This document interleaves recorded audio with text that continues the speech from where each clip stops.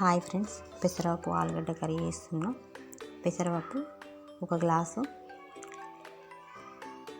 2 ఆలుగడ్డలు పొట్టు తీసి పెట్టుకున్నాం, కొద్దిగా మెంతి కూర, పచ్చిమిర్చీలు కట్ చేసి పెట్టుకున్నాం. కారం ఏం వేస్తలేను కాబట్టి పచ్చిమిర్చీలు ఎక్కువనే వేస్తున్నా.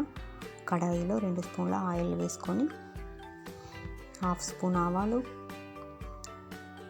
1/2 స్పూన్ జీలకర్ర, కొద్దిగా బండ పువ్వు, పచ్చిమిర్చీలు, మెంతి కూర, ఆలుగడ్డలు వేసుకొని ఫ్రై చేసుకోవాలా. ఇలా ఫ్రై అయిన తర్వాత పప్పు వేసుకొని రుచికి తగినంత సాల్ట్, 1 స్పూన్ పసుపు వేసుకొని ఆయిల్లో కొద్దిసేపు ఫ్రై చేసుకోవాలా.